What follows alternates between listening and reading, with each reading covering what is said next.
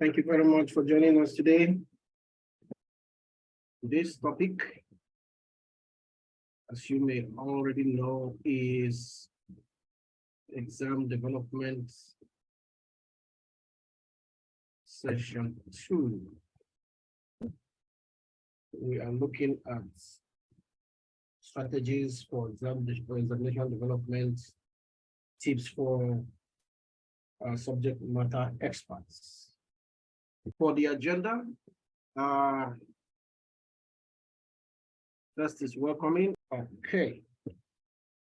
So for introduction, exams are very important aspects of, I should say, the human endeavor, be it in a school system, or let's say in a school setting or in a professional setting. Their importance cannot be overemphasized in the sense that they help in assessing at least 3 key things, which are knowledge, skills, and abilities in whatsoever field that is of interest or that is of focus to whoever is involved. Examination is therefore examination development is not something that should be handled with levity. It's a complex process that requires the expertise of subject matter experts, SMEs. Now, subject matter experts are people who have specific skills and experience in their field, such that their knowledge is vast, their experience is vast, such that they do not require too much, should I say, a refresher kind of experience in order for them to catch up or to be able to function in that particular field or industry, as the case may be.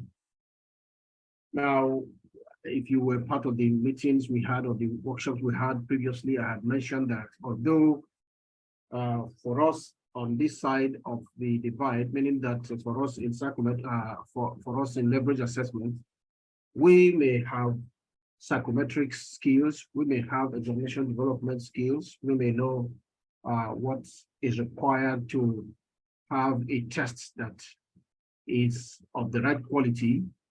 However, our knowledge of subject matters is limited. For instance, I major in electrical electronics.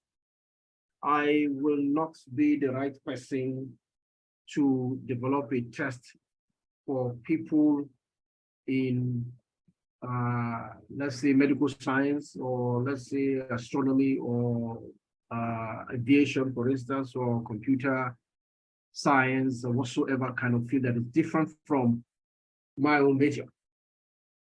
Therefore, it is necessary for us to have people who are experts themselves, who are experienced in the whatsoever field we intend to develop a test for, to come in and work with us to be able to come up with a test that can stand the test of time.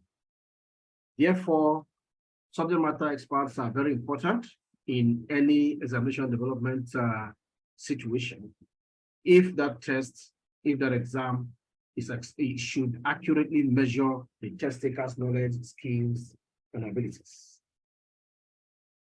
The overall most important point to note in any examination development situation is that whatever exam that you have developed or that you intend to develop, it must possess 3 key properties, minimum of 3 key properties.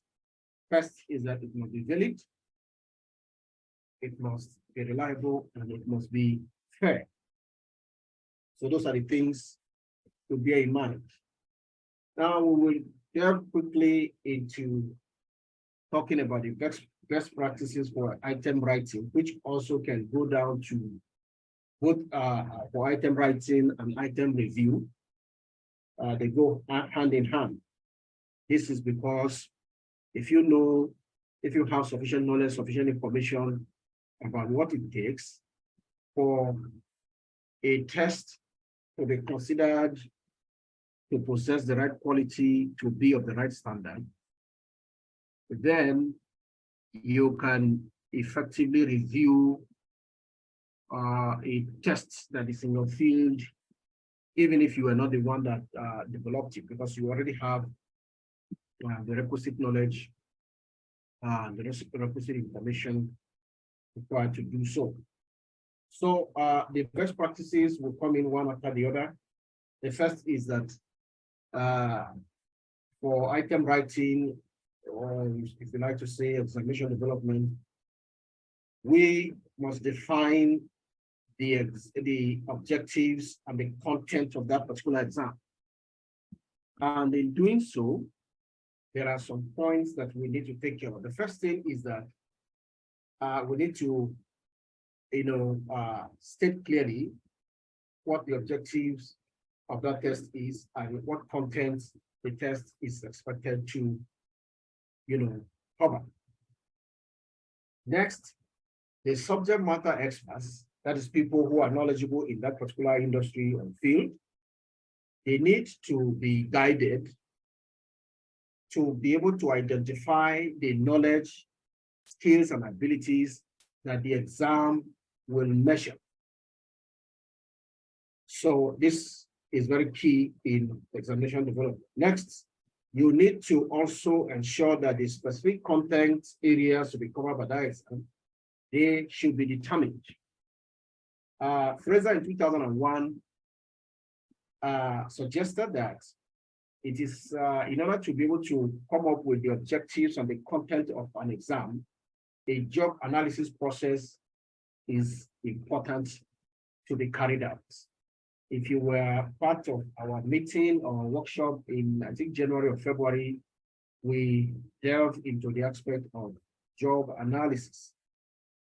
But just to refresh your mind, if you were there, or to just, throw a little bit of light to it, job analysis is a process that involves identifying the tasks, the responsibilities, the knowledge, the skills that are required to function effectively in a field. So the defined objectives and the contents are important because they ensure that the exam accurately measures the desired knowledge, skills, and abilities. So this is point one. It has to do with, determining the objectives and the contents of the test. Then we go to point number two, which says we use Bloom's taxonomy to develop the examination questions. Now, Benjamin Bloom in 1956 worked with a group of people. For those of you who might not be familiar with it, they came up with what we call Bloom's taxonomy. And in his work, or let's say their work, is important in examination situations, in that they specifically tell us 6 key levels. We call them 6 key, if you like to say, cognitive complexities or cognitive levels to be examined in a test situation or in an examination situation.